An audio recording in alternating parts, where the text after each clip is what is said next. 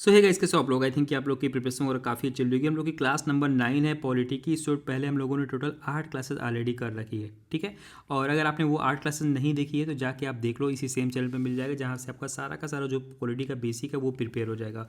और देखो, ये आप एक पीडीएफ देख रहे हो ना, 23 to 24 पेज की। इस पीडीएफ को बनाने में यार कम से कम 6 से 8 घंटे का टाइम लगता है लगातार। ये सारे के सारे कलर करना, इंग्लिश में ट्रांसलेट करना, सारा जो डाटा है उसको जेन्युइन सोर्स से जुटाना और एक्सपोर्ट करना, वीडियो बनाना, थंबनेल बनाना, सब कुछ अकेले ही करता हूँ, तो इतना टाइम लगता है। तो आप मुझे कमेंट करके ज़रूर बताओ कि अगर आप इस वीडियो को देख रहे हो और आप इससे नोट्स बना रहे हो तो भाई ये आपके लिए बेनिफिशियल है या इसमें कोई चीज़ें नई ऐड करनी चाहिए। और लाइक कि जो भी चीज़ें हैं कमेंट करके कुछ ना कुछ ज़रूर बताओ कि आपको ये क्लास कैसी लग रही है, ठीक है। सो दैट कि मुझे एक मोटिवेशन मिले, और मोटिवेशन मिलेगा तो यार ठीक है, कोई बात नहीं, 6 से 8 घंटे भी लग रहे हैं तो मैं सैटरडे संडे निकाल के आपको पूरी क्लासेस जल्दी से जल्दी सारा का सारा जो जीके है ना वो आपको फ्री ऑफ कॉस्ट बिल्कुल फैक्ट के अकॉर्डिंग कंप्लीट करा पाऊंगा, ठीक है, according to your railway exams. तो वो मुझे आप कमेंट बॉक्स में जरूर बताना। अभी स्टार्ट करते हैं। यहाँ पे हम लोकसभा के प्रश्न से, आपने कई बार तो सुना ही होगा कि लोकसभा में बहुत तरीके से प्रश्न पूछे जाते हैं सांसदों द्वारा, और मतलब कि जो सदस्य होते हैं हमारे लोकसभा में या फिर हमारे राज्यसभा में, उनके द्वारा बहुत सारे क्वेश्चन जो पूछे जाते हैं, ठीक है। तो वो जो क्वेश्चन होते हैं वो अलग अलग तरीके के होते हैं। और यहाँ पे आप देख रहे हो इंग्लिश में मैंने ऐड कर रखा है, जो कि आपको नोट्स या फिर नोट्स बनाने में बहुत ज़्यादा हेल्प रहेंगे। और जाके साथ जो पीडीएफ्स वगैरह होती हैं वो भी आपको बाई लैंग्वेज में देखने को मिलेंगी, तो किसी भी स्टूडेंट को कोई प्रॉब्लम नहीं होगा, ठीक है। इसमें थोड़ा सा ज़्यादा टाइम लगता है, इसीलिए मुझे यहाँ पे 2 दिन का छुट्टी मिला था, तो मैंने सारे पीडीएफ्स को हिंदी इंग्लिश दोनों में ट्रांसलेट कर रखा है, ठीक है। तो आपको कोई प्रॉब्लम नहीं होगी।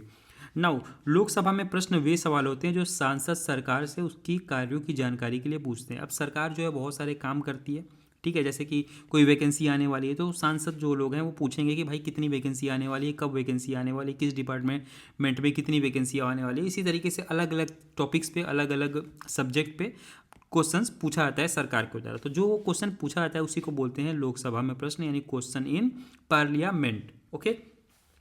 नाउ, अब जो ये प्रश्न होते हैं ना वो कई प्रकार के होते हैं। कुछ लाइक कि मौखिक होते हैं। मौखिक का मतलब होता है कि वर्बली कुछ क्वेश्चन पूछे जाते हैं। कुछ होता है कि उनका लिखित आंसर देना होता है, यानी रिटन आंसर देना होता है। तो इस तरीके के अलग अलग तरीके के प्रश्न होते हैं, ठीक है। तो ये 4 तरीके के प्रश्न होते हैं जो आपके माइंड में बैठे होने चाहिए, ये एग्जाम में पूछते हैं आपके। सबसे पहला जो होता है वो होता है तारांकित प्रश्न, जिसको इंग्लिश में स्टार्ड क्वेश्चन भी बोलते हैं।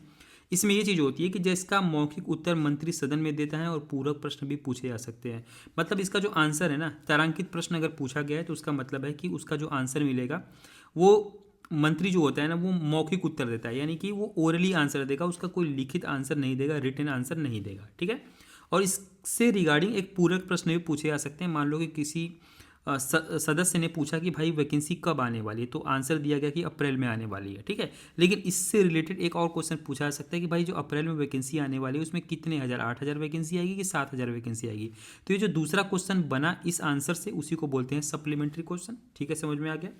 अगला जो है वो अतारांकित प्रश्न, जिसको अनस्टार्ड क्वेश्चन बोलते हैं। इसका जस्ट अपोजिट होता है। इसमें क्या होता है कि मौखिक उत्तर दिया जाता है, इसमें लिखित उत्तर दिया जाता है, यानी कि रिटन आंसर दिया जाता है, और इसमें पूरक प्रश्न नहीं होते हैं। जस्ट इसका अपोजिट हो जाता है तारांकित में और अतारांकित में। इसमें अल्प सूचना प्रश्न यानी कि शॉर्ट नोटिस क्वेश्चन भी होते हैं। इसमें क्या होता है, तत्कालिक जो सार्वजनिक महत्व के विषय पर पूछा जाता है, इसका मौखिक उत्तर होता है। इसमें क्या होता है कि जैसे कि मान लो अभी कोई भी स्टेट है, स्टेट में कोई भी लगी कोई घटना हो गई, कोई भी इंसिडेंट हो गया, तो उस इंसिडेंट से रिलेटेड कोई अगर क्वेश्चन पूछा जाए जो कि हमारे या फिर आप जो लोग भी हैं, हम लोग पब्लिक हैं, उनसे महत्व के यानी उनके इंपॉर्टेंस का कोई सब्जेक्ट है, उससे रिगार्डिंग क्वेश्चन पूछा जाता है, तो उसको ही बोला जाता है शॉर्ट नोटिस क्वेश्चन। और इसका जो आंसर होता है वो मौखिक उत्तर होता है, क्योंकि इसमें तुरंत इंस्टेंट आंसर चाहिए होता है, इसीलिए इसका आंसर मौखिक होता है, यानी कि ओरल आंसर इसको दिया जाता है। अगला होता है गैर सरकारी सदस्य से प्रश्न, ठीक है। अब इसमें क्या होता है कि कुछ तो जितने भी मेंबर होते हैं सब तो मंत्री नहीं होते हैं, कुछ मंत्री होते हैं, कुछ मंत्री नहीं होते हैं। तो जो लोग मंत्री नहीं होते हैं ना, जो लोग मंत्री नहीं होते हैं उनसे जो सवाल पूछा जाता है, ठीक है, उनसे जो सवाल पूछा जाता है, जो लोग मंत्री नहीं होते हैं, उसी को बोलते हैं गैर सरकारी सदस्य से प्रश्न, ठीक है। Question from non government member. तो ये बहुत ही ईजी है, इसको तो आप इजीली याद कर सकते हो। तो टोटल 4 तरीके के प्रश्न पूछे जाते हैं जो यहाँ पे आप देख सकते हो। नाउ, आपने कई बार सुना होगा अविश्वास प्रस्ताव, यानी no confidential motion, no confidence motion. इसमें क्या होता है, अविश्वास प्रस्ताव क्या होता है, यह प्रस्ताव लोकसभा में लाया जाता है। इसका उद्देश्य यह जांचना होता है कि क्या सरकार के पास अभी बहुमत है या नहीं है, यानी कि हमारी जो अभी गवर्नमेंट है वो क्या मेजोरिटी में है, नहीं है, ठीक है। अब आप सोच रहे हो कि ये क्यों लाया जाता है, तो भाई देखो क्या होता है, कभी कभी सांसद लोग ना वोटिंग कराते हैं, वोटिंग करा के बार बार देखते हैं, मान लो कि थोड़ा सा ही जो अभी मान लो कि जिसकी अभी गवर्नमेंट है वो उसको थोड़े से उसके पास सदस्य ज़्यादा हैं, उसके थोड़े से सदस्य ज़्यादा हैं, और बाकी जो अपोजिशन उसको लगता है कि यार कुछ सदस्य हमारे पाले में आ सकते हैं और उनकी सरकार गिर जाएगी, तो इसलिए ये क्या कराते हैं कि वोटिंग करा के देखते हैं, अविश्वास प्रस्ताव पारित करते हैं और देखते हैं कितने लोग हमारी तरफ से वोट कर दे रहे हैं, क्या उनके सांसद भी हमारी तरफ से अगर वोट कर दे रहे हैं तो ये होगा कि जो सरकार है वो गिर जाएगी, वो अल्पमत में चली जाएगी। ठीक है, तो उसी को बोलते हैं अविश्वास प्रस्ताव। तो अविश्वास प्रस्ताव का मतलब होता है ये प्रस्ताव जो है वो लोकसभा में लाया जाता है, राज्यसभा में नहीं लेके आया जाता है। इसका उद्देश्य यह जांचना होता है कि क्या सरकार के पास अभी भी बहुमत है या नहीं है, इनकी सरकार जो है मेजोरिटी में है या नहीं है। ठीक है, अब कौन ला सकता है, तो लोकसभा का कोई भी सदस्य लेके आ सकता है, जरूरी नहीं है कि वो मेंबर ही हो, कोई भी लेके आ सकता है, अपोजिशन का भी लेके आ सकता है या फिर जो अभी गवर्नमेंट चला रहा है वो भी लेके आ सकता है। लेकिन प्रस्ताव रखने के लिए कम से कम 50 सदस्यों का समर्थन जरूर होते हैं, यानी कि उस बंदे को 50 लोगों का सपोर्ट करना इंपॉर्टेंट है। ओके, कहाँ लेके आया जाता है, राज्यसभा में नहीं लेके आया जाता है, लोकसभा में लेके आया जाता है। क्यों? क्योंकि भाई जो गवर्नमेंट बनती है वो तो लोकसभा में ही बैठती है ना, राज्यसभा से तो उसका कोई भी लेना देना नहीं होता है। ठीक है, तो लोकसभा में ही इसको लाया जा सकता है। पास होने की शर्त क्या है, यानी कि जो हमारा अविश्वास प्रस्ताव है, ये जो प्रस्ताव होता है यानी कि ये जो नो कॉन्फिडेंस मोशन होता है, ये कब पास होगा, यानी कब माना जाए कि ये पास हो चुका है। ठीक है, तो पास होने की कुछ शर्तें होती हैं। यदि लोकसभा के उपस्थित यानी जितने लोग वहाँ पे उपस्थित हैं, अभी प्रेजेंट हैं, और मतदान यानी वोट करने वाले लोग हैं, वोटिंग भी होती है, वाले सदस्यों का बहुमत अविश्वास प्रस्ताव के पक्ष में वोट कर दें, यानी कि नो कॉन्फिडेंस मोशन पे अपना जो है वो वोट कर दे। कौन कौन उपस्थित जितने भी लोग हैं और मतदान करने वाले सदस्यों का जो बहुमत होता है वो लोग, तो सरकार अल्पमत में मानी जाएगी और सरकार गिर जाएगी। ठीक है, और फिर से चुनाव कराया जाएगा। तो ऐसा होता है। प्रस्ताव अगर पास हो गया तो क्या होगा, प्रधानमंत्री और पूरी मंत्रिपरिषद को इस्तीफा देना पड़ता है, यानी कि the prime minister and the entire council of ministers have to resign, या फिर प्रधानमंत्री जो है वो राष्ट्रपति से लोकसभा भंग करने की सिफारिश करता है, यानी कि ये बोलेगा कि जो लोकसभा है उसको डिसॉल्व कर दिया जाए। ठीक है, वो राष्ट्रपति से सिफारिश करता है, इस चीज़ की रिकमेंडेशन लेके आता है। नाउ प्रस्ताव अगर गिर जाता है, यानी कि जो लाइक कि बोल सकते हो कि प्रस्ताव पास नहीं होता है, ठीक है, मेजोरिटी नहीं मिलता है इस चीज़ को लेके, तो सरकार का भरोसा साबित हो जाता है। The government credibility is proven, सरकार पहले की तरह काम करती रहती है। The government continue to function as before. ठीक है, तो ये बार बार लेके आया था ताकि चेक किया जाता रहे कि सरकार मतलब कि गिराने के लिए एक्चुअली ये लेके आया जाता है। ठीक है, नाउ लोकसभा के पदाधिकारी, लोकसभा के ऑफिशियल्स, कौन कौन से लोकसभा के पदाधिकारी होते हैं, ऑफिशियल्स कौन कौन से होते हैं लोकसभा के, उनके बारे में हम लोग देख लेते हैं। तो आपको पता ही होता है कि भाई लोकसभा के अंदर जो सबसे इंपॉर्टेंट पर्सन होता है वो लोकसभा का एक अध्यक्ष होता है, जिसको इंग्लिश में हम लोग स्पीकर भी बोलते हैं, और एक उपाध्यक्ष होता है जिसको डिप्टी स्पीकर भी बोलते हैं।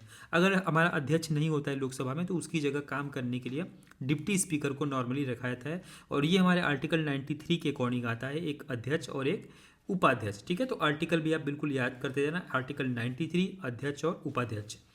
देखो एक होता है प्रोटेम स्पीकर भी होता है, जिसको इसका काम क्या होता है ये भी काफ़ी इंपॉर्टेंट है, लेकिन आपने काफ़ी कम सुना होगा इसके बारे में। तो प्रोटेम स्पीकर जो होता है, प्रत्येक आम चुनाव यानी कि जो भी हमारा चुनाव होता है पीएम के लिए, जस्ट फॉर लोकसभा की पहली बैठक में प्रोटेम स्पीकर नए सदस्यों को शपथ दिलाता है। प्रोटेम स्पीकर तब तक कार्य करता है जब तक नया अध्यक्ष और उपाध्यक्ष चूज नहीं किया कर लिया जाता है। तो जैसे कि कोई भी एक गवर्नमेंट, जैसे कि मोदी गवर्नमेंट जो है या फिर अपनी जो बीजेपी गवर्नमेंट है वो जीती, तो जीतने के तुरंत बाद अध्यक्ष नहीं चुन लिए जाते हैं लोकसभा के या फिर उपाध्यक्ष।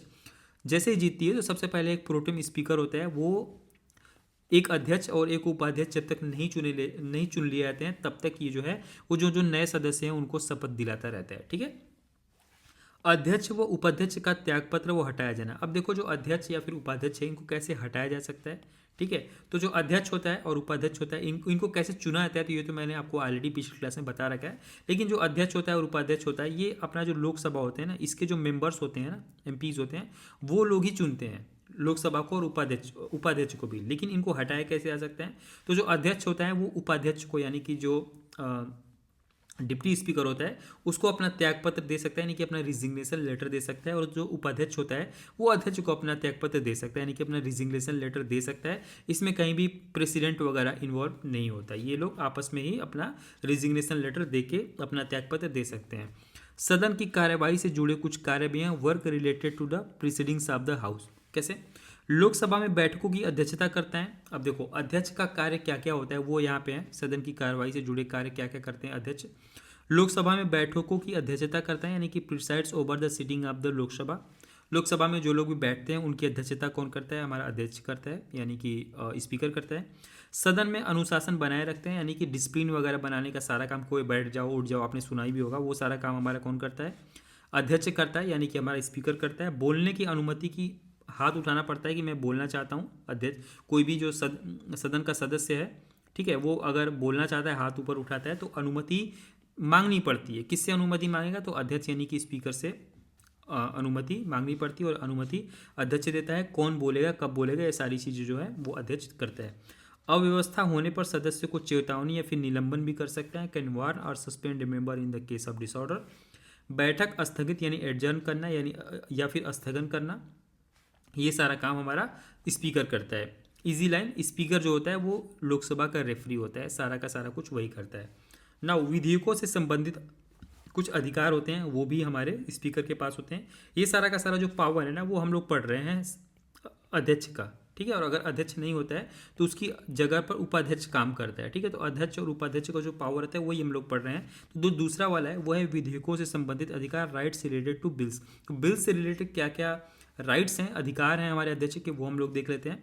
ये तय करता है कि कोई विधेयक धन विधेयक है या नहीं, यानी कि कोई भी विधेयक है वो साधारण विधेयक यानी कि साधारण बिल है या फिर धन विधेयक यानी कि मनी बिल है, ठीक है। ये तय करना किसका काम है, वो है हमारे स्पीकर का काम। स्पीकर का निर्णय ही अंतिम होता है। धन विधेयक पर स्पीकर का प्रमाण पत्र यानी कि सर्टिफिकेट लगता है। एग्जाम्पल, मनी बिल का जो असली मालिक होता है वो स्पीकर होता है, वही बोलेगा कि भाई ये मनी बिल है या नहीं है, वो सारा काम स्पीकर का होता है। मतदान से जुड़े कुछ अधिकार होते हैं यानी कि जब वोटिंग होती है, जैसे कि आपने कई बार ऊपर हमने आपको बताया कि बहुत सारी चीज़ों के लिए हमेशा ही मतदान होता रहता है, लाइक कि सरकार को अल्पमत में लाना है, सरकार को प्रूफ करना है, सारी चीज़ें के लिए वोटिंग होती रहती है। तो वोटिंग में क्या पावर होता है हमारे अध्यक्ष का। सामान्य स्थिति में स्पीकर मतदान नहीं कर सकता। देखो सामान्य स्थिति कोई भी वोटिंग वगैरह चलती रहती है, डेली बेसिस पे कुछ ना कुछ वोट होता रहता है अपने संसद भवन के अंदर, पार्लियामेंट के अंदर, लोकसभा के अंदर। तो उसमें हमारा जो स्पीकर है वो मतदान नहीं करता है, यानी वोट नहीं करता है। लेकिन अगर मतदान यानी कि जितने भी सांसद हैं, 4 इधर से वोट आया, 4 इधर से आया, फिर 100 इधर से आया, 100 इधर से आया, तो अगर टाई हो जाता है तो उस टाइम पे जो स्पीकर है वो किसी भी साइड से मतदान कर सकता है, ठीक है। तो इस टाइम पे ये मतदान कर सकता है जब मत बराबर या फिर टाई हो जाते हैं। सदस्य यानी कि जो भी मेंबर्स होते हैं उनकी अयोग्यता या फिर दल बदल कानून, डिस्क्वालिफिकेशन ऑफ मेंबर्स या फिर एंटी डिफेक्शन लॉ, ठीक है। इसमें क्या होता है कि दल बदल क्या कानून क्या होता है, यानी एंटी डिफेक्शन लॉ क्या होता है। दल बदल कानून वो कानून है जो सांसद यानी कि जो मेंबर ऑफ पार्लियामेंट होते हैं या फिर विधायकों को पार्टी बदलने से रोकता है ताकि सरकार स्थिर बना रहे। नहीं तो ऐसा ना हो कि भाई यार ये तो जीता बीजेपी से, कल को कांग्रेस में आ गया, ये कांग्रेस में जीता, ये अचानक से बीजेपी में आ गया। तो ये सारी जो चीज़ें होती हैं इसी को दल बदल बोलते हैं। और ये एक लॉ होता है एंटी डिफेक्शन लॉ, जिसके अकॉर्डिंग जो सांसद या फिर विधायक होते हैं, सांसद कहाँ पे होते हैं, सांसद हमारे सेंट्रल गवर्नमेंट में चुन के आते हैं और जो विधायक होते हैं वो हमारे स्टेट गवर्नमेंट में चुन के आते हैं, ठीक है। तो दोनों में ये डिफरेंस होता है बेसिक। तो ये लोग कई बार एंटी डिफेक्शन जो डिफेक्शन लॉ होता है इसको वायोलेट करते हैं, तो इसी के रिगार्डिंग एंटी डिफेक्शन लॉ है, ठीक है। और मुख्य बात है यह 52वां संविधान संशोधन अधिनियम 1985 के द्वारा जोड़ा गया था, यानी कि जो हमारा एंटी डिफेक्शन लॉ है यानी दल बदल लोग ना कर पाए, ये हमारे 52वें संविधान संशोधन यानी कि हमारा जो कॉन्स्टिट्यूशनल अमेंडमेंट है उसके अकॉर्डिंग जोड़ा गया था, 1985 में जोड़ा गया था। तो ये बहुत इंपॉर्टेंट है, ये आप याद कर लेना। और दूसरा एक इससे भी ज़्यादा इंपॉर्टेंट है कि जो दल बदल है वो 10वें में आता है, तो द और 10 ये एक साथ याद करना, द और 10 यानी कि 10वीं अनुसूची 10th शेड्यूल में ही हमारा दल बदल आता है। अगर आपने शेड्यूल वगैरह पार्ट्स वगैरह के बारे में नहीं पढ़ा है और शेड्यूल में पार्ट्स में क्या डिफरेंस होता है, तो ये सारी चीज़ें मैंने आपको स्टार्टिंग के वीडियो में बड़ी ही अच्छे समझा रखा है। तो वो चीज़ आप जाके देख लोगे ना, तो कोई भी टीचर वैसे नहीं बताता है, क्योंकि मैं खुद एक स्टूडेंट रहा हूँ ना अभी से 2 साल पहले, तो मुझे पता है कि भाई एक्चुअली प्रॉब्लम कहाँ पर आती है। मुझे यार पार्ट्स जो हैं और शेड्यूल क्यों हैं, इनको में क्या डिफरेंस बेसिक होता है, क्यों इन्हें बनाया गया था, ठीक है, दोनों में बेसिक डिफरेंस क्या है, ये सारी चीज़ें माइंड में आती रहती थी। तो उसी के अकॉर्डिंग मैं आपको भी पढ़ाता हूँ, आपको भी बताता हूँ, तो आपको काफ़ी ज़्यादा ईजी रहेगा। अब देखो यहाँ पे मैं बहुत ज़्यादा एनिमेशन तो नहीं बनाता हूँ और बहुत ही ज़्यादा लाइक स्टोरी टेलिंग नहीं करता हूँ, लेकिन आपको मैं उस टाइप से ज़रूर बताता हूँ कि जहाँ जहाँ आप फंसोगे और जहाँ जहाँ आपको लगेगा यार ये पॉइंट तो मुझे समझ में नहीं आ रहा है, ये तो काफ़ी समिति क्या होता है, समिति क्यों होता है, ये सारी चीज़ें जो है ना ये मैं आपको एक्सप्लेन करता हूँ, ठीक है। तो चलो अब अगला है वह समितियों से संबंधित अधिकार, जो हमारा स्पीकर है उसके ही पावर के बारे में हम लोग पढ़ रहे हैं। तो कुछ समिति होती हैं यानी कि कमेटी होती हैं जो हमारे संसद के अंदर बनती है। अब कमेटी क्यों बनती है ये चीज़ मैं आपको थोड़ा सा बेसिक बता दे रहा हूँ। कुछ सांसद जैसे कि 5 से 10 सांसदों को उठाया गया, उनको कुछ एक फाइनेंस से रिलेटेड काम सौंप दिया गया कि आप फाइनेंस से रिलेटेड कुछ काम देखोगे। तो ये जो 5 से 10 लोग हैं, ठीक है, तो ये जो 5 से 10 लोग हैं ना, इनको एक साथ किसी चीज़ के लिए बैठाया गया काम करने के लिए, तो इसी को बोला जाए कि ये एक कमेटी है और उस कमेटी का कुछ नाम रख दिया जाएगा। ठीक है, समझ गए, ताकि हर एक काम को अलग अलग लोगों में बांट दिया जाए और वो काम ईजिली और अच्छे तरीके से हो जाए। अब ये होता है कि नहीं होता है तो सबको पता है, लेकिन इसी को कमेटी बोलते हैं जो हमारे संसद के अंदर होता है। तो इससे रिलेटेड कुछ अधिकार भी होते हैं हमारे अध्यक्ष को। लोकसभा की विभिन्न समितियों का गठन करता है कौन? हमारा लोकसभा अध्यक्ष यानी कि हमारा स्पीकर। कई समितियों का जो अध्यक्ष होता है वो स्वयं होता है हमारा स्पीकर, यानी बहुत सारी ऐसी समितियां यानी बहुत सारी ऐसी कमेटी होती हैं जिसका जो चेयरमैन यानी कि जो अध्यक्ष होता है वो खुद हमारा लोकसभा का अध्यक्ष यानी कि स्पीकर होता है। ठीक है, तो समितियों का, बहुत सारी समितियों का अध्यक्ष भी यानी कि चेयरमैन भी हमारा स्पीकर ही होता है। तो ये बहुत सारा इसका पावर है। और बिजनेस एडवाइजरी कमेटी वगैरह हैं, ये सारी की सारी हमारी कमेटी हैं। आगे हम लोग पढ़ने वाले अगले क्लास में ये कमेटी किस तरीके से होती है, क्या काम करती हैं और कौन कौन सी इंपॉर्टेंट कमेटी हैं, किनका गठन किस लिए किया गया था, वो हम लोग अगली क्लास में पढ़ेंगे। ठीक है, अब कुछ विशेष अधिकार भी होते हैं, कुछ स्पेशल प्रिविलेज भी होते हैं हमारे अध्यक्ष के पास, यानी कि हमारा जो स्पीकर होता है। राष्ट्रपति को लोकसभा से जुड़े मामलों में सूचना देता है। कोई भी लोकसभा से जुड़े कोई मामला है तो उसका जो सूचना कौन देता है, वो राष्ट्रपति को, वो देता है हमारा speaker. Informs the president about matters related to Lok Sabha. Lok Sabha सचिवालय का प्रमुख होता है, यानी head of the Lok Sabha secretariat का जो मेन होता है, चीफ होता है, वो कौन होता है, हमारा स्पीकर होता है। सदन की मर्यादा और विशेषाधिकारों की रक्षा करता है, यानी protects the dignity and privilege of the house. हमारा स्पीकर ये सारी चीज़ें करता है। पद की निष्पक्षता, बहुत सारी जगहों में आपने देखा होगा कि जो हमारा स्पीकर होता है वो न्यूट्रल होता है। कई कई जगहों पे आपको लगता होगा कि वो जिस पार्टी से है उसी पार्टी की तरफ से बात कर रहा है, बट संविधान के अकॉर्डिंग उसका जो पद यानी कि जो उसका पोजीशन होता है वो इम्पार्शियलिटी को डिनोट करता है, यानी निष्पक्षता को डिनोट करता है। स्पीकर आमतौर पर दल निरपेक्ष यानी कि न्यूट्रल रहता है, किसी भी दल को सपोर्ट नहीं करता है। उसका पद जो होता है यानी कि उसका जो पोजीशन होता है वो सम्मान यानी डिग्निटी और निष्पक्षता का प्रतीक मानता है, a symbol of respect and fairness, right. अब लोकसभा में जो विपक्ष का नेता होता है, अभी विपक्ष का नेता कौन है आपको पता ही होगा, वो कमेंट बॉक्स में आप मुझे ड्रॉप करके बताना। तो लोकसभा में जो विपक्ष का नेता होता है उसके भी कुछ पावर होते हैं, वो भी किस तरीके से चुन के आता है, बाकी चीज़ें वो हम लोग देख लेते हैं। तो लोकसभा में जो विपक्ष का नेता होता है उसको सैलरी कहाँ से मिलता है, तो जो राजकोष होता है, ट्रेजरी होता है, वहीं से उसको सैलरी मिलता है। लेकिन जो ट्रेजरी होता है वो क्या होता है, तो ट्रेजरी मतलब सरकार को जो भी टैक्स मिलता है हमारी तरफ से, आपकी तरफ से, जो भी हम लोग बिस्किट खाते हैं, गाड़ी परचेस करते हैं, वो सब कुछ हमारा सरकार का टैक्स है। ठीक है, या फिर पेट्रोल पे जो टैक्स लगता है वो सारा का सारा जो टैक्स है, जीएसटी वगैरह है, वो सब कुछ हमारे राजकोष के अंदर जाता है, ट्रेजरी के अंदर जाता है हमारे गवर्नमेंट के, और वहीं से सैलरी पेंशन योजनाओं पर खर्च होता है। तो जो हमारा विपक्ष का नेता होता है उसको भी सैलरी वहीं से मिलता है। ठीक है, कैबिनेट स्तर के मंत्री के समान सुविधाएं प्राप्त होती हैं, receive facilities similar to the those of the cabinet level ministers. ठीक है, और विपक्ष का नेता बनने के लिए कम से कम 55 सांसदों वाला दल ही विपक्षी दल माना जाता है। ठीक है, यानी कि जो विपक्षी दल यानी कि ये अपोजिशन है, अपोजिशन किसी भी पार्टी को बनने के लिए कम से कम उसके पास 55 सांसद यानी मेंबर ऑफ पार्लियामेंट होने ही चाहिए। ठीक है, तो ये मिनिमम रिक्वायरमेंट है। ऐतिहासिक तथ्य, कुछ हिस्टोरिकल फैक्ट्स भी हैं, उसको हम लोग देख लेते हैं। लाइक कि प्रथम लोकसभा का कार्यकाल कब से कब पहला लोकसभा चला था, 17 अप्रैल 1952 से लेकर 4 अप्रैल 1957 तक चला था। टर्म ऑफ फर्स्ट लोकसभा कभी कभी आपसे पूछ सकता है, तो आप याद कर लो 1952 से 1957, 5 साल पूरा ये हुआ था। ठीक है, बीच में भंग नहीं हुआ था। प्रथम लोकसभा अध्यक्ष कौन थे, जीवी मावलंकर थे, बहुत इंपॉर्टेंट है, याद करना है, जीवी मावलंकर। ठीक है, प्रथम उपाध्यक्ष कौन थे, अनंत सैनम आयंगर। तो ये दोनों आप याद कर लेना, मावलंकर और आयंगर दोनों के ऊपर ये बिंदु लगा हुआ है। ठीक है, नाउ संसद सदस्यों से संबंधित महत्वपूर्ण प्रावधान, provision related to member of parliament. ठीक है, अब जो मेंबर ऑफ पार्लियामेंट होते हैं जिनको हम लोग एमपी भी बोलते हैं, उनसे रिलेटेड कुछ प्रावधान से, उनसे रिलेटेड कुछ प्रोविजन से, उसको हम लोग देख लेते हैं। ओके, संसद सदन की कार्यवाही की वैधता आर्टिकल 1002 में दिया हुआ, validity of the proceeding of the house.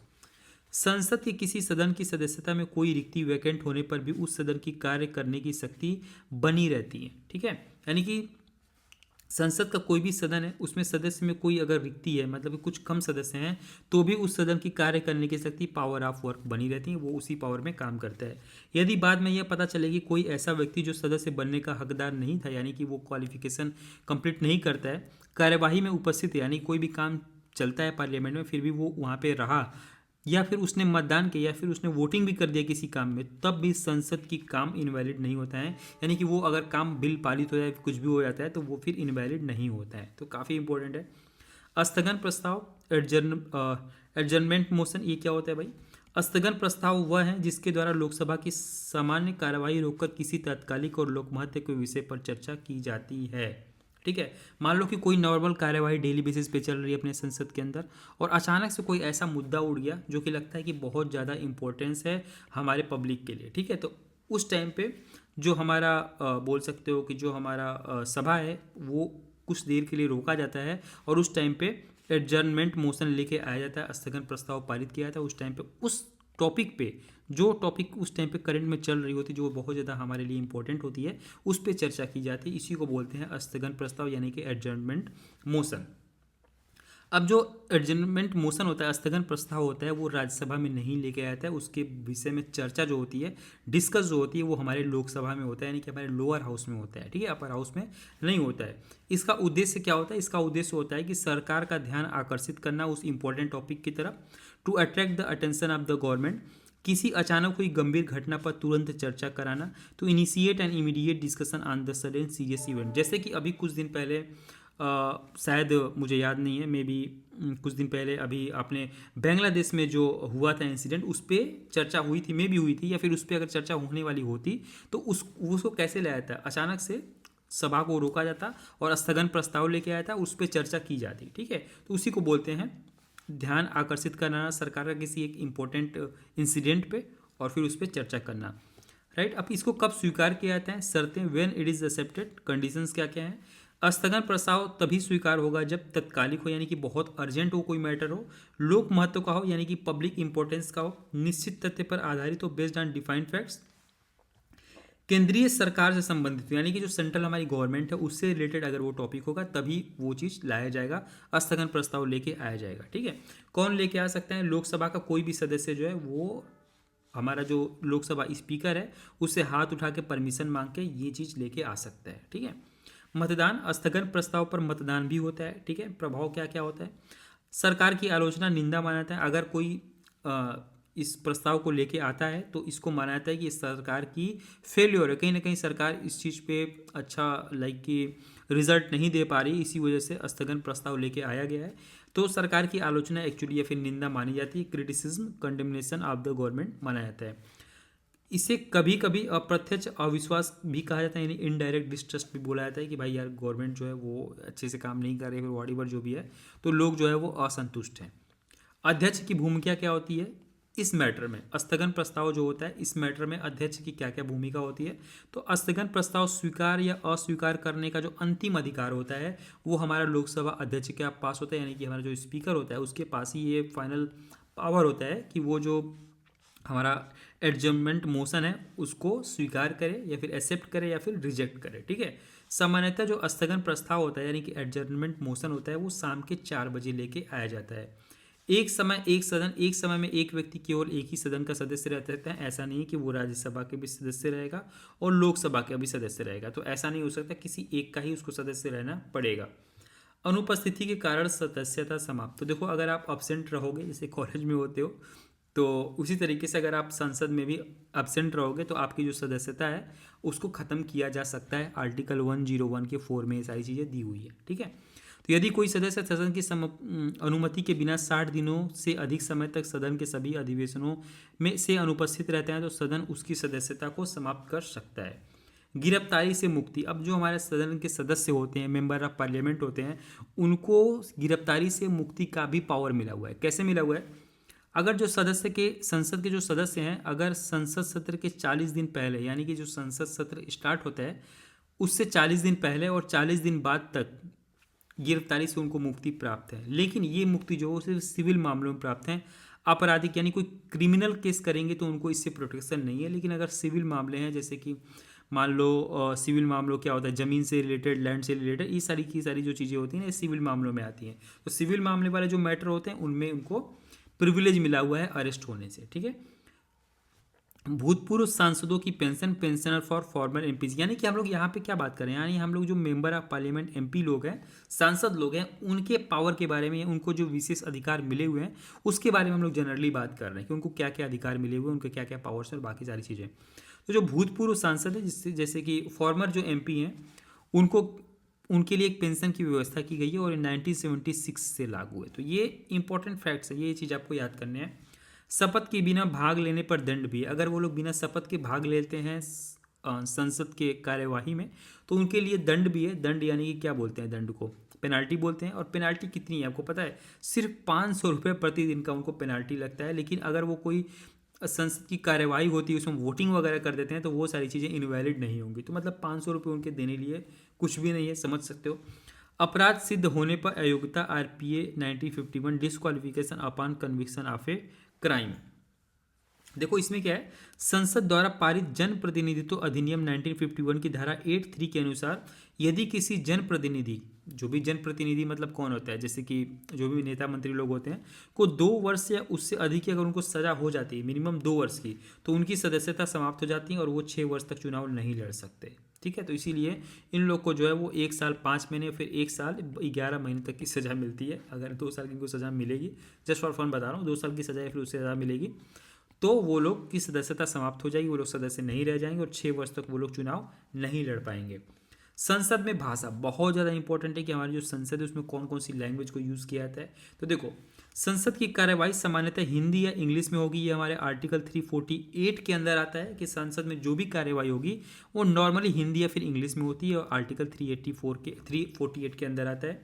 लेकिन राज्यसभा या फिर सभापति या फिर लोकसभा के अध्यक्ष किसी सदस्य को जो हिंदी इंग्लिश में सहज नहीं है, यानी कंफर्टेबल नहीं है हिंदी इंग्लिश में, कोई भी सदस्य, तो अपनी मातृभाषा में यानी कि अपना जो उसका मदर टंग है उसमें बोलने की अनुमति दे सकता है। यानी कि जो हमारे स्पीकर है या फिर जो राज्यसभा का स्पीकर कौन होता है आपको पता ही है कि हमारा जो वाइस प्रेसिडेंट होता है वो होता है। तो वो जो है जो भी हमारा सदस्य है वो अगर अपनी मतलब हिंदी इंग्लिश में कंफर्टेबल नहीं है तो वो अपनी मातृभाषा यानी मदर टंग में बोल सकता है, ठीक है। नाउ यहाँ पे सबसे इंपॉर्टेंट जिसमें हम लोग कंफ्यूज होते हैं कि भाई जो भारत का महान्यायवादी है, अटॉर्नी जनरल ऑफ इंडिया है, एडवोकेट जनरल ऑफ स्टेट है, और जो हमारा सीएजी जिसको भारत का नियंत्रक एवं महालेखक परीक्षक बोलते हैं, कंट्रोलर ऑडिटर जनरल, इनमें क्या डिफरेंस है और उनका क्या क्या कार्य होता है, ठीक है। तो ये एक चार्ट है जिसका आप स्क्रीनशॉट ले लो, ठीक है, कुछ भी नहीं लिखा हूँ, स्क्रीनशॉट ले लो। अब इसके बारे में हम लोग पढ़ेंगे कि इन तीनों में डिफरेंस क्या है, इनके क्या क्या काम होते हैं, ठीक है। तो यहाँ पे हिंदी में भी और नीचे यहाँ पे मैंने इसको इंग्लिश में भी लिख रखा है, तो किसी को भी प्रॉब्लम नहीं होगी, ठीक है। तो इस चार्ट को सबसे पहले मैं आपको समझा देता हूँ कि तीनों में डिफरेंस क्या है, और एग्जाम में पूछता भी है और हमारे माइंड में हमेशा रहता है कि भाई तीनों में डिफरेंस एक्चुअली है क्या, इन तीनों में क्या क्या डिफरेंस है, कन्फ्यूजन बहुत होता है, ठीक है। अब देखो जो भारत का न्यायवादी होता है जिसको अटॉर्नी जनरल ऑफ इंडिया होता है, ये आर्टिकल 76 के अंदर आता है, और जो एडवोकेट जनरल ऑफ इंडिया होता है वो 165 के अंदर आता है, ठीक है। ये स्टेट का होता है और ये क्या होता है, ये सेंट्रल गवर्नमेंट का होता है, दोनों में यही डिफरेंस है, ठीक है। अब जो भारत का नियंत्रक एवं महालेखक परीक्षक होता है इसको सीएजी बोलते हैं, ये 148 के अंदर आता है आर्टिकल। ये केंद्र सरकार के, ये राज्य सरकार के और ये अखिल भारतीय स्वतंत्र संवैधानिक संस्था है, यानी कि इसका जो महत्व है वो हमारे संविधान के अकॉर्डिंग है, संविधान में ये चीज़ लिखी हुई है, ठीक है। इसी को बोलते हैं अखिल भारतीय स्वतंत्र संवैधानिक संस्था। नाउ ये नियुक्ति इसकी कौन करता है, इसकी नियुक्ति अटॉर्नी जनरल ऑफ इंडिया की राष्ट्रपति करता है। इसकी नियुक्ति कौन करता है, एडवोकेट जनरल ऑफ इंडिया की राज्यपाल करता है, और इनकी नियुक्ति कौन करता है, सीएजी की राष्ट्रपति करता है, ठीक है। तो सबकी जो स्पेशलिटी है वो यहाँ पे मैंने लिख रखा है, इसका आप स्क्रीनशॉट लेके पर देख ले, बहुत ही आसान है। इसको मैं थोड़ा सा एक्सप्लेन कर देता हूँ, ठीक है, क्योंकि वही चीज़ यहाँ पे है लेकिन ये थोड़ी सी थ्योरी फॉर्म में है, टेबल फॉर्म में नहीं है, दोनों में कोई डिफरेंस नहीं है। भारत का महान्यायवादी attorney general of India article 76 के अंदर आता है। इसका काम क्या होता है, महान्यायवादी जो होता है भारत सरकार का प्रथम विधिक अधिकारी यानी कि पहला लॉ ऑफिसर होता है। लेकिन किसका लॉ ऑफिसर होता है, भारत सरकार का लॉ ऑफिसर कौन होता है, भारत का महान्यायवादी अटॉर्नी जनरल ऑफ इंडिया, ठीक है। केंद्र सरकार को कानूनी सलाह यानी लीगल एडवाइस देता है। वह न तो संसद का सदस्य होता है यानी कि ये पार्लियामेंट का कोई भी मेंबर नहीं होता है, न ही मंत्रिमंडल का सदस्य होता है, not a member of cabinet, ठीक है। फिर भी वह संसद के किसी भी सदन में या उसकी समितियों में बोल सकता है, लेकिन मतदान नहीं कर सकता। देखो ये संसद का सदस्य तो नहीं होता है, लेकिन ये संसद या फिर सदन में बोल सकता है, लेकिन मतदान वोटिंग नहीं कर सकता। वो राष्ट्रपति के प्रसाद पर्यंत का मतलब होता है जब तक राष्ट्रपति चाहे तब तक ये अपने पद पर जमा रह सकता है। ठीक है, यही होता है प्रसाद पर्यंत।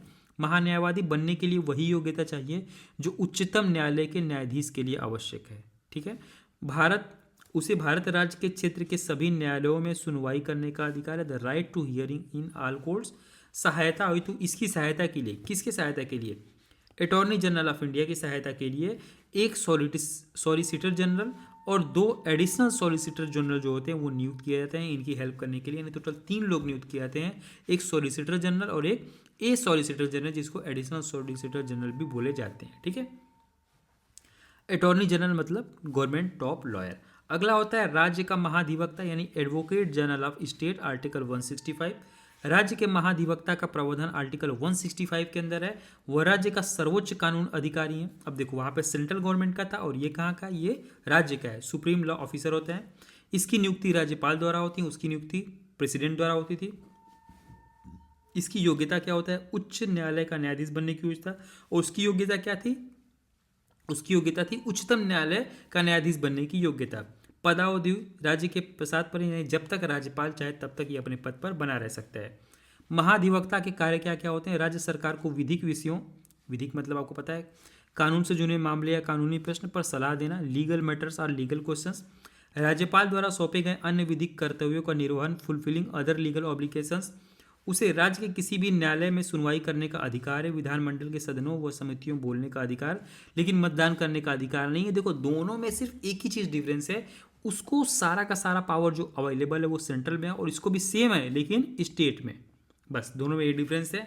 अब जो तीसरा था वो था भारत का नियंत्रक एवं महालेखक परीक्षक। सरकार के खर्चे और आय की जांच करने वाला जो बंदा होता है वो होता है CAG, controller and auditor general of India, जो कि आर्टिकल 148 से 151 के बीच में जितने भी आर्टिकल्स हैं वो सारे के सारे हमारे इससे रिलेटेड हैं। ठीक है, अब देखो इनके बारे में थोड़ा सा हम लोग देख लेते हैं। CAG की जो नियुक्ति है वो राष्ट्रपति करता है। हटाने की प्रक्रिया क्या होती है, इसको कैसे हटाया जा सकता है?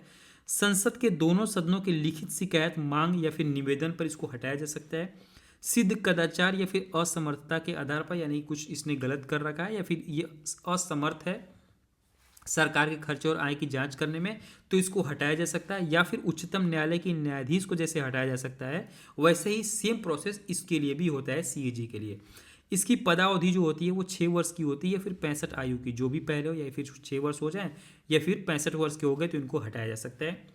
सेवानिवृत्ति के बाद वो भारत सरकार के अधीन कोई पद धारण नहीं कर सकता। यानी कि अगर एक बार ये हट गया भाई, ये सेवानिवृत्त हो गए, रिटायर हो गए, तो ये फिर और कोई भी पद धारण नहीं कर सकते सेंट्रल गवर्नमेंट के अंदर। CAG सार्वजनिक धन का संरक्षक होता है। यानी हमारा आपका जितना पैसा है इसका धन का संरक्षण और लेखा जोखा सब कौन करता है? CAG करता है, controller auditor general of India. Okay, वह यह जांच करता है कि भारत राज्य एवं संघ राज्य क्षेत्रों की संचित निधि से किया गया व्यय विधि के अनुसार हुआ है या नहीं हुआ है। अब ये संचित निधि क्या होता है तो हम लोग देख लेते हैं संचित निधि क्या होता है। बहुत इंपॉर्टेंट है। तो यहाँ पे जितने भी फंड होते हैं ये एक तरीके से बोल सकते हो खजाना होता है, इसका सारा देख रेख कौन करता है? CAG करता है। और CAG के बारे में हम लोगों ने पढ़ लिया, कैसे नियुक्ति होती है, कैसे हटाया जा सकता है और कितना उसका टेन्योर होता है, कितना उसका कार्यकाल होता है। अब देखो जो संचित निधि है जिसको कंसोलिडेटेड फंड ऑफ इंडिया भी बोलते हैं, बहुत इंपॉर्टेंट है। सारा का सारा खर्च यहीं से होता है अपने इंडिया का। संचित निधि वह मुख्य सरकारी खाता होता है जिसमें सरकार की सारी आय जमा होती हैं और जिससे खर्च किया जाता है। यानी सारा का सारा अपने देश का माल यहीं जमा हो रहा है और सारा का सारा देश का जो खर्चा हो रहा है वो यहीं से होता है, जिसको हम लोग कंसोलिडेटेड फंड भी बोलते हैं। ठीक है, इसमें क्या क्या शामिल होता है, यानी कि यहाँ से कौन कौन से खर्चे निकलते हैं और कौन कौन से इसमें चीज़ें जमा होती हैं। जैसे कि income tax, corporate income tax, custom duties, excise duties, डेप्ट incurred by issuing treasury bill. अब देखो ट्रेजरी बिल क्या होता है? ट्रेजरी बिल क्या होता है ना, बहुत ही सिंपल तरीके से बता रहा हूँ। हमारी गवर्नमेंट को कई बार ना ऋण लेने की जरूरत पड़ती है। भाई ऋण कैसे लिया जाएगा भूल ही गया मैं। मतलब ऋण का मतलब क्या बोलते हैं, लोन लेने की मान लो जरूरत पड़ती है कई बार। ठीक है, तो कई बार हमारी गवर्नमेंट को लोन लेने की जरूरत पड़ती है तो ये ट्रेजरी बिल नाम से एक चीज़ जारी करते हैं। ठीक है, आई डोंट नो कि यार ट्रेजरी बिल्स क्या लाइक कोई फाइल होती है या फिर पेपर होती है, मान के चलो एक पेपर ही होता है। तो ये लोग ट्रेजरी बिल जारी करती है हमारी गवर्नमेंट। ठीक है, और वो ट्रेजरी बिल जो होता है वो एक तरीके से लोन मांगती है गवर्नमेंट, किससे, बैंक से मांगती है, ठीक है, या फिर हम लोग जो होते हैं नॉर्मल जो पीपल होते हैं उनसे मांगती है, ठीक है, तो कई या फिर किसी ऑर्गेनाइजेशन से मांगती है। तो ये जो ट्रेजरी बिल होते हैं एक्चुअली वो लोन होते हैं। तो ये ट्रेजरी बिल जारी करने के लिए जो ऋण लिया गया होता है, ये सारा का सारा कहाँ से होता है, हमारी संचित निधि यानी कंसोलिडेटेड फंड से होता है। आंतरिक एवं ब्राह्मण ऋण यानी कि इंटरनल एंड एक्सटर्नल जो डेबिट्स होते हैं वो सारे के सारे हमारे कंसोलिडेटेड फंड के अंदर ही आते हैं। दिए गए ऋण की अदायगी से प्राप्त राशि आदि, इजी लाइन से आपको समझाता हूँ, सरकार की सारी कमाई एक ही खाते में जाती है। कहाँ जाती है, कंसोलिडेटेड फंड ऑफ इंडिया में। संचित निधि से व्यय आर्टिकल 1143 के अंदर आता है। संचित निधि से व्यय, संचित निधि से कोई भी धनराशि तभी निकाली जा सकती है जब संसद द्वारा विनियोग विधेयक यानी अप्रोप्रिएशन बिल पारित कर दिया गया हो, ठीक है। अब देखो बिल्कुल सिंपल तरीके से, ये जो हमारा संचित निधि होता है ये हमारे देश का सबसे बड़ा एक तरीके से खाता होता है। इससे बहुत सारे पैसे निकाले जाते हैं, बहुत सारे पैसे इसमें ऐड किए जाते हैं। सारा का सारा जो खर्च होता है और सारा का सारा जो इनकम होता है वो इसी के अंदर किया जाता है, ठीक है। लेकिन इसमें से कोई भी चीज़ निकालना है, खर्च करना है, ठीक है, तो इसके लिए संसद की मंजूरी की ज़रूरत पड़ती है, ठीक है। ये कहाँ पे लिखा हुआ भाई, ये आर्टिकल 114 के 3 में लिखा हुआ है कि तभी कोई धनराशि निकाली जा सकती है जब संसद द्वारा विनियोग अधियोग यानी अप्रोप्रिएशन एक बिल होता है उसको पारित करके फिर इससे धन जो है वो फिर निकाला जा सकता है कंसोलिडेटेड फंड ऑफ इंडिया से, ठीक है। अब उसके बाद एक वर्ड आता है लेखा अनुदान, जिसको वोट ऑन अकाउंट भी बोलते हैं हम लोग, ठीक है। ये क्या होता है, जब किसी कारणवश 1 अप्रैल से पहले बजट प्रक्रिया पूरी नहीं हो पाती तो सरकार लेखा अनुदान के माध्यम से अस्थायी व्यय की व्यवस्था करती, यानी कि किसी भी कारणवश किसी भी रीजन से अगर बजट नहीं 1 अप्रैल तक पारित हो पाया तो ये एक ऐसा अकाउंट होता है जिसके माध्यम से अस्थायी यानी कि टेम्पोररी थोड़ा सा व्यय किया जा सकता है। और ये जो व्यय होता है बजट पास होने के बाद इस व्यय को इसमें रख दिया जाता है, वहाँ पे बैलेंस कर लिया जाता है। यह केवल व्यय पक्ष से संबंधित होता है, यानी कि इसको सिर्फ खर्च के लिए किया जाता है। इसमें कोई पैसा आता होता नहीं है, ऐसा नहीं कि टैक्स से पैसा इसमें आ रहा है, सिर्फ खर्च करने के लिए इसका यूज़ किया जाता है। इसे अस्थायी व अस्थायी दोनों सरकारी पारित कर सकती हैं। अगर कोई टेम्प्रोरी गवर्नमेंट है या फिर परमानेंट गवर्नमेंट है, दोनों में से कोई भी इसके पास कर सकती है। अगर बजट में, मतलब सीधा बात है, बजट अगर डिले होता है तो वोट ऑन अकाउंट यूज़ किया जाता है। अंतरिम बजट, देखो ये भी एक तरीके से वोट ऑन अकाउंट की तरह ही होता है, लेकिन ये थोड़ा सा एक बजट का छोटा वाला रूप होता है इंतरिम बजट, जिसको अंतरिम बजट बोलते हैं। क्या होता है इसके बारे में हम लोग आगे देखते हैं। अंतरिम बजट वह बजट होता है जिसे आम चुनाव से पहले नई सरकार बनने तक की अवधि के लिए पेश किया जाता है। मान लो कि चुनाव होने ही वाला है और नई सरकार बनने ही वाली है, तो वो 1 से 2 महीने या फिर मैक्स टू मैक्स 3-4 महीने के लिए ये अंतरिम बजट को पास किया जाता है। इसको इसलिए पास किया जाता है क्योंकि चुनाव से पहले पूरे वर्ष का बजट पास करना उचित नहीं माना है। चुनाव होने के बाद सारी चीज़ें होना उचित माना जाता है, इसलिए सरकार कुछ महीनों के लिए खर्च की अनुमति लेती है। कौन पेश कर सकता है, वित्त मंत्री संसद में, आमतौर पर लोकसभा में। इसमें क्या होता है, सरकार के आवश्यक खर्चों की अनुमति होती है। लेखा अनुदान वोट ऑन अकाउंट शामिल होता है। आमतौर पर नई बड़ी योजनाएं इसमें नहीं, या फिर बड़े बड़े जो बदलाव होते हैं वो उसमें नहीं होते हैं। जस्ट फॉर कि हमारा जो देश है वो कुछ टाइम के लिए परफेक्टली चल पाए जैसे पहले चल रहा था, इसलिए अंतरिम बजट पास किया जाता है चुनाव होने से जस्ट पहले। सामान्यतः 2 से 4 महीने के लिए इसकी अवधि होती है, या फिर जब तक नई सरकार पूर्ण बजट पेश न करे तब तक अंतरिम बजट पास किया जाता है, short term full budget. Okay. संचित निधि पर भारित व्यय, चार्ज एक्सपेंडिचर ऑन CFI। संसद के मतदान के बिना सीधे संचित निधि से खर्च होने वाले व्यय। अब देखो हमने यहाँ पे पढ़ा था ऊपर कि संचित निधि से बहुत सारे पैसे जो खर्च होते हैं ना, बहुत ही सिंपल तरीके से आपको मैंने बताया था, वो सब कुछ संसद से परमिशन लेके और बिल पारित करके ही पास किया जाता है, मतलब खर्च किया जाता है। लेकिन कुछ खर्चे ऐसे होते हैं जिसके लिए कोई संसद की परमिशन लेने की जरूरत नहीं पड़ती। वो कौन कौन से खर्चे हैं, देखो, राष्ट्रपति का वेतन, राज्यसभा सभापति, उपसभापति या फिर लोकसभा अध्यक्ष या उपाध्यक्ष के वेतन भत्ते, सर्वोच्च न्यायालय यानी कि जो हमारा सुप्रीम कोर्ट के न्यायालयों के वेतन भत्ता पेंशन, वो उच्च न्यायालय के न्यायाधीशों की पेंशन यानी कि हाई कोर्ट और सुप्रीम कोर्ट का जो हमारे जज हैं उनका जो वेतन और भत्ता और पेंशन वगैरह होता है वो बिना किसी के परमिशन के संसद के वहाँ से निकल आता है।